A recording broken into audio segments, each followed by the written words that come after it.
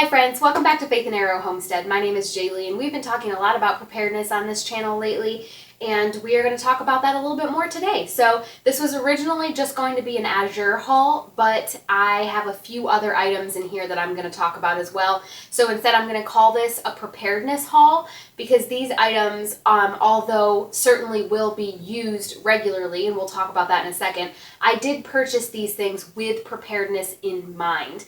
And those two things are often married, as I've talked about in a couple different videos now. I do not endorse the idea of just going and stockpiling a bunch of stuff that you're not going to use. Instead, I think that when you have a homesteader and you have preparedness, those two things marry to create a rotating functional home, kitchen, pantry, so that you are stocking up on the things that you will use and you're rotating through those things, and things are not being wasted or spoiling, sitting on the shelf, going bad because you just bought them for a rainy day. That's the concept that I'm really trying to perpetuate on my channel, and that's gonna go right along with everything that I'm gonna show you today. So we'll talk about the Azure stuff first. If you're not familiar with Azure, it's a company called Azure Standard. It is a grocery company that you can purchase bulk, often organic, ethically sourced items for a great price. They don't have a lot of overhead because they don't have any brick and mortar stores. Rather, you order online, you pick your local drop location, and that is the location where you go and meet the truck that has your groceries. You and everybody else from your drop location will meet at a designated day and time.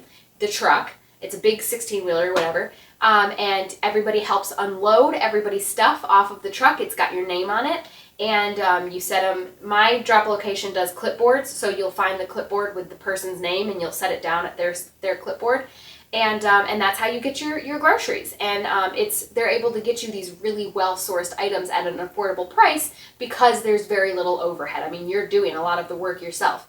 So it's great. It's a really, really wonderful company. Great ethics, great people, great products. I will have it linked down in the description. I will also link, I have an Azure Standard video where I go really in depth into the process, and I'll link that down in the description below as well. So definitely, sorry about that, I got a phone call that I had to take. But yeah, check them out for sure. We're gonna go ahead and get into this. We're gonna start with the Azure stuff, and I'm just gonna kind of move through what I got and explain to you what I was thinking. I had said in that very first video, be aware and be prepared, that I'm going to put in an Azure order every month, and every month there are a couple of things that I'll get each time. And some sort of cleaning something was one of those things. So here I just have a thing of dish soap. It was really nice of them to put this in this plastic, because this did indeed bust in transit. And this thing is also big on the inside, which stinks, but at least it's not all over my groceries, right? Something that you definitely want to make sure that you are stocking up on are shelf-stable fats. And so here I have an avocado oil and I have a coconut oil. I love Azure's coconut oil. It comes in these really great glass jars, and I love these jars. This is my third one of these, and I save these and use these jars for all sorts of stuff. But both of these are stable at room temperature, and so it's a great idea to be thinking about having shelf-stable cooking fats and oils and things like that. I've also been stocking up on my vinegars, and so I got another apple cider vinegar. I already have several of these, but I actually take a shot of apple cider vinegar every morning, and so I consume a lot of this. I actually really go through these. So I picked up another one just to have it, and then I have been stocking up. I use tomato paste in my cooking a lot, but it's actually one of the tomato products that I won't make. I'm not going to make tomato paste, and I'm not going to make ketchup. It's just not going to happen. It's very time intensive, and I use all of my tomatoes to make sauce. So if I can source it well from somewhere else, I'm going to. And I like Azure's because they come in glass, and I'm trying to do as much glass as possible. So you purchase them in quantities of 3. And so every time I put in an order, I get 3 tomato pastes. Next, we have yeast. Yes, I have a sourdough starter, and I do a lot of sourdough baking, but I do still use yeast. I'm not against yeast. I have several recipes that I enjoy using yeast. This is an active dry yeast, non-GMO, from Azure Standard, and I store mine in the freezer. This is a 1-pound bag. This is my third time purchasing a 1 pound bag of yeast since I started shopping with Azure. And so highly recommend. It's great yeast. It never lets me down, and storing it in the freezer is the best way to keep it fresh for as long as possible. And yeah, I figured it was probably time to get another one of these. I'm almost out of my other one. Pasta. So we eat a lot of, I'd say there's 3 pastas that we really eat. We eat spaghetti noodles, we eat lasagna noodles, and we eat elbow noodles. And yes, I have a pasta maker. I have a video on my channel, but I don't always have a plethora of eggs, and you need eggs to make pasta. So I definitely want to stock up on a good organic, good quality pasta. So these are spaghetti noodles. This is a 5 pound bag that I got from Azure. And I also have here, I've got a bunch of buckets. We're going to talk about these in a second, but I have a 2-gallon bucket that I'm planning on putting the spaghetti in, and I thought that would be a good idea to store. I'll just keep buying one of these every month, and I'll store them in the 2-gallon bucket with the gamma lid, and that'll keep it nice and safe and fresh, and I can just reach in and grab a handful of pasta noodles. So I thought that was a good solution, and I'll probably also do a 2-gallon bucket for elbow noodles. And maybe I'll do that. We don't eat that many lasagna noodles. I only make lasagna a few times a year, so maybe I won't go all out for that. But I think the spaghetti and the elbow noodles, I like that solution. I think that'll be really good. With the elbow noodles, if I put kept a little scoop in there and just scooped out elbow noodles whenever I needed them, I like that. I think that's probably what I'm going to do. And then this is just a 5 pound bag of sea salt. I want to start getting into salt curing meat. I just am trying to add feathers to my hat. I want to keep learning skills. Whatever I can learn, whatever I can have under my belt, I want. And so I have a book that my mom got me for Christmas years ago called The Gentle Art of Preserving, and it has recipes for salt curing meat. So I went ahead and got some salt so I could give that a shot. Here I have a 10 pound bag, I'm going to say, of onions, organic, from Azure. I have another thing that I'm working on. It's going to be its own video. I'm actually really excited about it. We have a breezeway fridge. Not everybody has a second fridge, but I know lots of people do have like garage fridges or another fridge in their basement or in their breezeway. And we have a breezeway one, and I'm going to turn it into cold storage. Right now we just use it for soda and beer and bottled water. There's not really anything in there. And so since we have it, I want to utilize it. So I'm going to, what I've been doing, my chickens are still laying, but they're going to start slowing down here pretty soon. And I don't wash their eggs. So I've been storing all of the unwashed eggs that I get from them, my girls, in the breezeway refrigerator. And I've been purchasing eggs from a great local girl that I have that sells eggs. She raises her chickens same way I raise mine, maybe even a little better, because she's got a farm, so they probably get really good pasture time.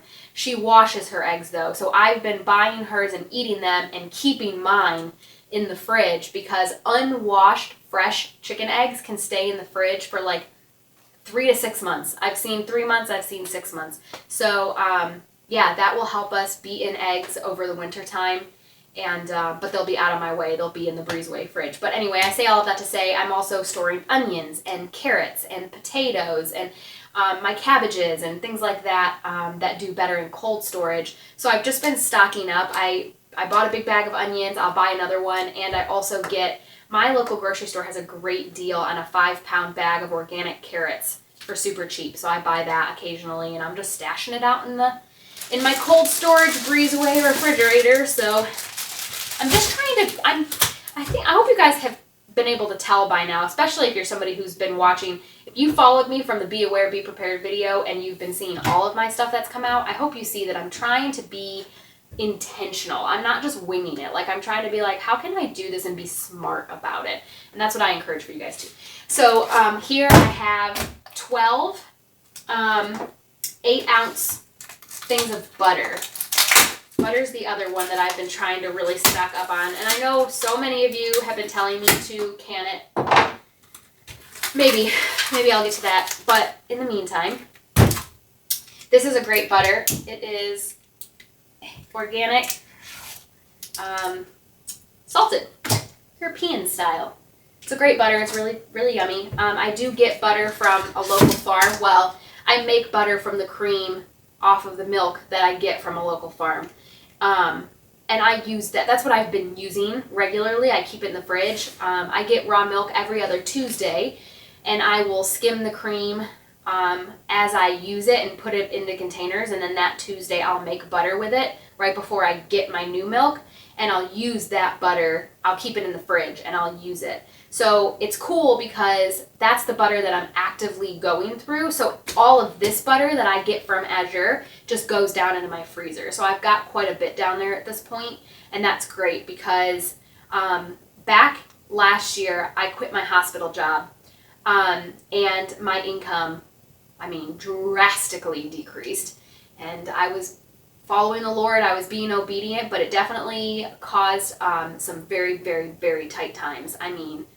Very, very tight times. And I had been storing. And one of the things that I was so grateful to have was butter, because it's expensive and it wasn't in the budget. It wasn't in the budget. I could not afford to even buy butter there for a little while. So the fact that I had so much of it in the freezer, I just remember I felt like everything was going to be okay because I still had butter. And I know that sounds ridiculous, but it's how I felt at the time. So being able to stock up on butter downstairs in my deep freezer just really, I don't know, it hits a special place for me. It feels really good. So I'm glad to have this. And I will keep, that is on the list of things that I buy every time. So far I buy pasta every time. I buy tomato paste every time. I buy butter every time. I buy cheese every time. I buy some sort of soap every time. This is, Azure has excellent, amazing quality cheeses. They sell them in these 5-pound blocks. This is an organic raw milk grass-fed white cheddar, aged 120 days. I've got some plastic wrap on it because I didn't realize, I had it in the fridge while I was waiting to film this, and I didn't realize that I had run out of cheese in my fridge and all of my cheese is frozen, so I went ahead and opened this and took some. But normally what I do when I get it, I cut it into 5 1-pound chunks. I vacuum seal it with my vacuum sealer, and I put it down in the deep freezer. And I've been doing this for months now, so I've got quite a few vacuum sealed 1-pound chunks of cheese down in my deep freezer. And again, because I'm purchasing this block once a month, yes, I'm stocking up because I couldn't possibly use all of this for just my husband and I in 1 month. So it is adding up, but also I'm using it. Like, I'm not buying cheese anywhere else. I'm just using this cheese that I'm buying every month. So I'll go through 1 block, maybe 2 blocks every month, 1-pound blocks, and the rest of them are down in the deep freezer and they're accumulating. So it's a really great, affordable way to store up, but also to be rotating through my stores. Of course, I'm also labeling and dating those cheeses, and I highly recommend that if you're going to do any stocking up like this with bulk stuff, labeling is going to be your best friend. Make sure if it's in a package where you can't tell what it is, that you write what it is. You think you're going to remember, you won't. And also write the date, because the whole point of this is that you're rotating through your food stores. Nothing's being wasted. Nothing is sitting for 10 years waiting for the apocalypse. You are actively rotating through and using. And so set yourself up for success with that by labeling and dating everything properly. There are 3 more things from Azure. We've got our buckets here, 2-pound and 2-gallon and 5-gallon, along with their Gamma lids. These Gamma lids are great because if you've ever seen just like regular, like restaurant grade 5-gallon buckets, they have those lids that you need a crowbar to pry off. My little baby hands and wrists are not doing that. So these Gamma lids are great because they twist on and off. Makes it super easy to get to the contents in them, but also does a great job keeping pests and vermin out. And I have been stocking up on these things like it's going out of style because they're amazing. And I've had them for a long time, but I've only had a few, and I was using them for flour, sugar, and oats. And wheat berries. But I've been stocking up because now I'm using them. Well, I've got a bunch of different types of wheat berries now, and I've been using them for rice and beans and pasta. And so it's just been great to expand and have a bunch of these for a few reasons. A, it makes you feel so legit. Like when you walk into your pantry and you just see 5-gallon buckets, you're like, man, I'm doing the thing. So that's cool. But also they're just so good for keeping pests out, because if you just stored over here in this chair, I know you can't fully see it, but over here I have a 25-pound bag of soft white wheat berries. And if you just had that storing on your pantry floor in that paper bag that it came in, for sure, mice would get into it, you know, whatever. And so having it in here with the lid keeps it safe and protected. I will give one more tip before I move on. Any kind of anything that comes in these paper bags like this, wheat berries, flour, sugar, oats, rice, beans, put them in the freezer for a few days when you first get them, because most of these items have bug eggs in them. It just happens when you're dealing with foodstuffs. They're just in there. It's not the fault of the manufacturer. It just happens. It's nature. And if you leave it out at room temperature, those likely will hatch, and then you'll have like flour weevils and other nasty stuff in your food. But if you freeze it for a few days, it kills them. They won't hatch, and you're good to go. So yeah, I always throw these bags down in the deep freezer for a few days before I put them in their 5-gallon bucket.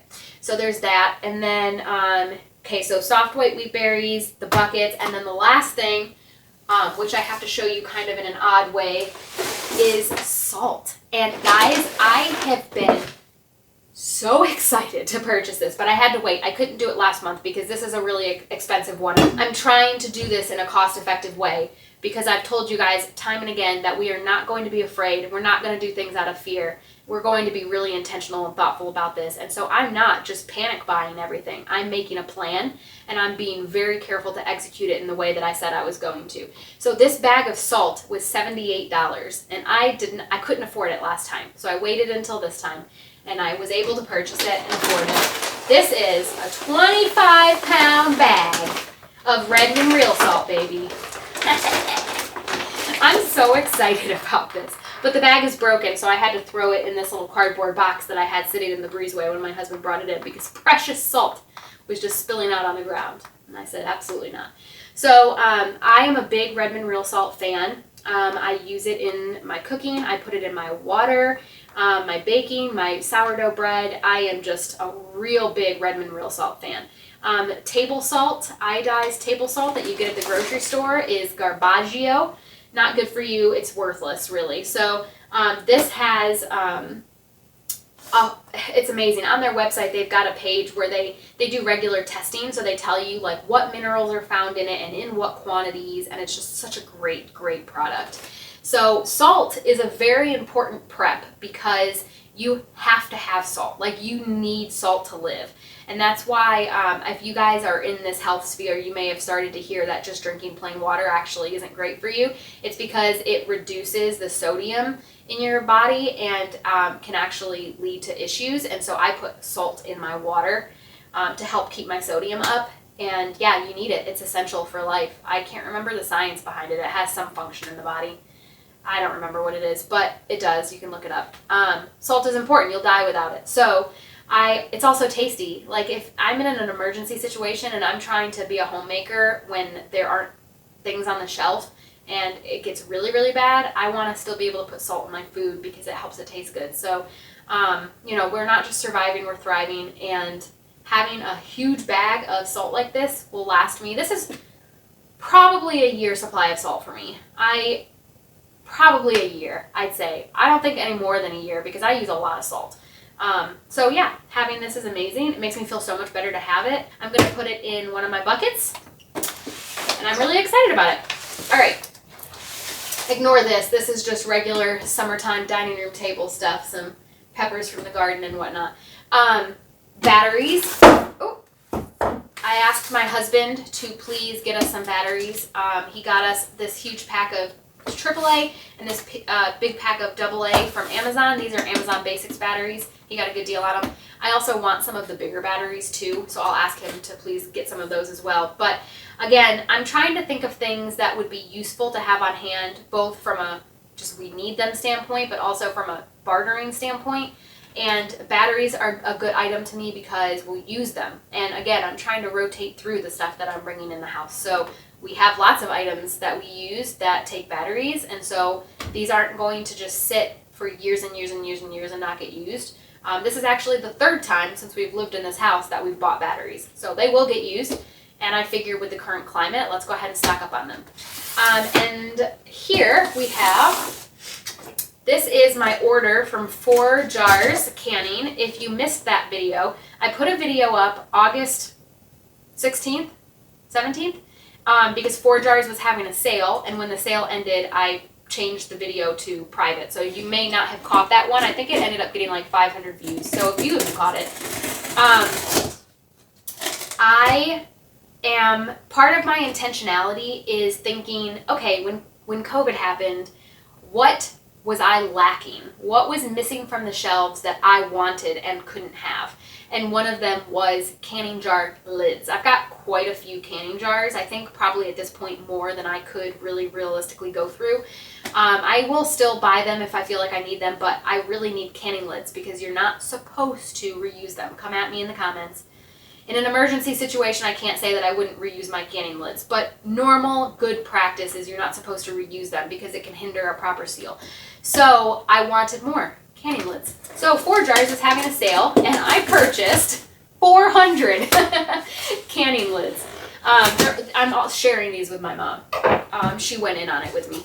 So in here I have packages of 100.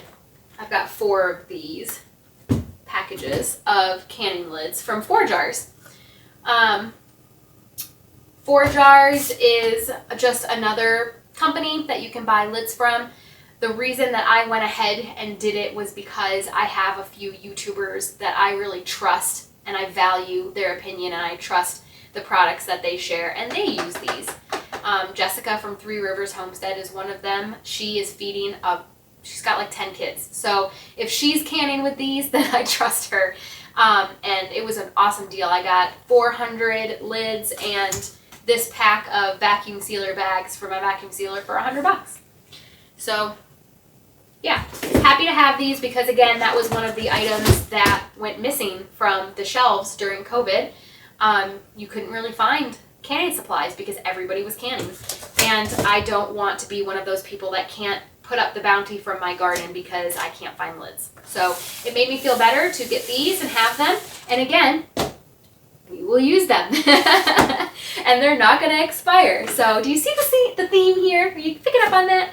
And the very last thing, pretty sure, the very last thing in this video that I want to talk to you about is meat. I had said in a previous video, I think my last one, I'm pretty sure it was my pressure canning video, that at this point, where we are right now, what time of the year it is, where we are in relation to the election and whatnot, that I would put up food if I were you, even if it is not the best quality.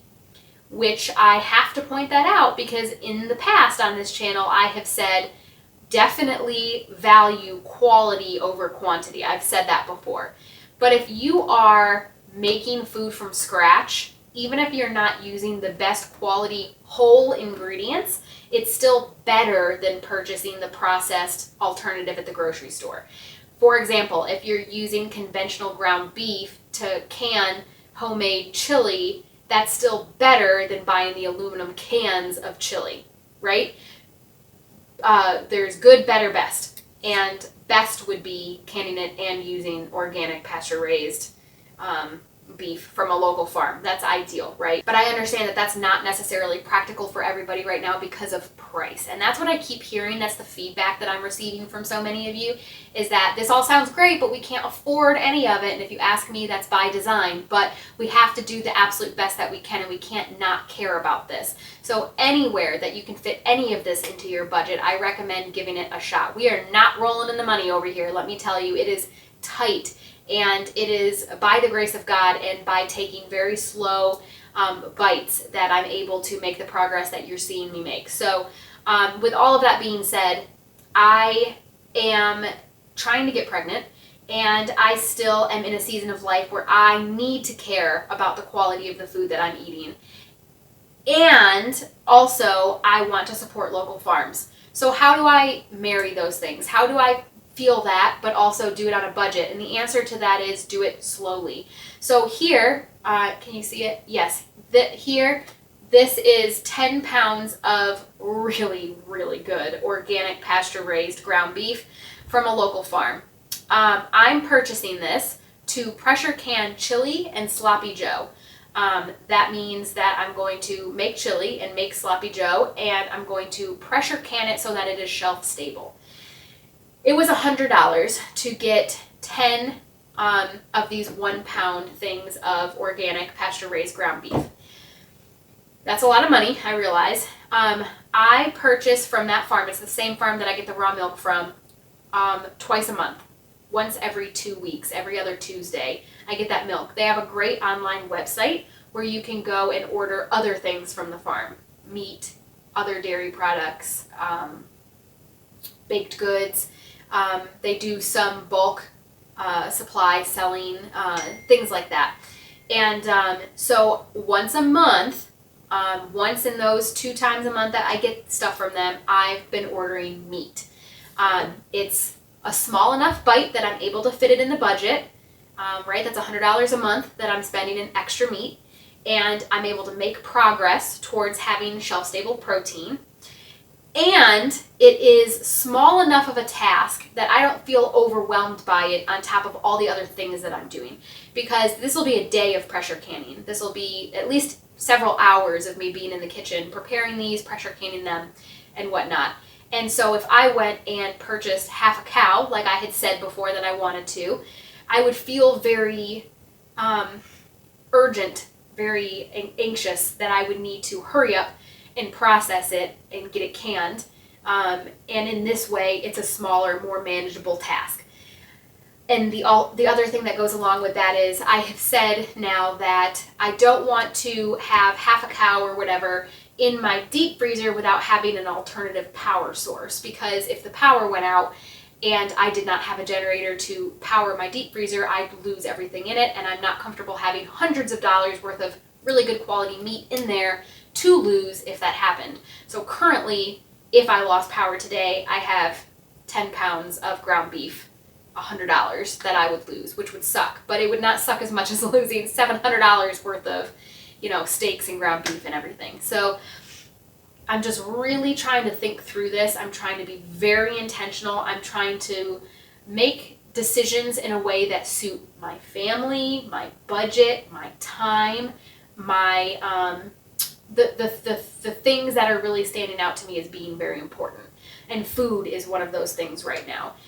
So I just wanted to talk about that. Not Azure, this came from a local farm, but I just wanted to share it with you because I'm puzzling through it myself right now. I am still not very comfortable purchasing conventional ground beef from the grocery store just because I know where it's coming from and what's in it. But I also don't want anyone to feel any shame around that if that's what they have to do to be able to preserve within their budget. I just want everyone to be able to eat. I just want everyone to be able to eat. But if you also feel as convicted as I do about quality meat, I wanted to share this with you because this is how I'm making it work on my also very tight budget. I'm just doing it a little bit at a time, and it's something, So if you caught my last video, that was me pressure canning beef stroganoff and shredded beef for tacos. So I do have some shelf-stable protein on my shelves right now. This is going to be chili and sloppy joe. So as soon as I'm able to get to this, that will be on my shelves as well. And I've got plenty of lids to do it. So yeah, I'm really stoked about this. This is a great haul, a great preparedness haul. I'm happy to be adding to my stores, and I hope that you guys are doing the same.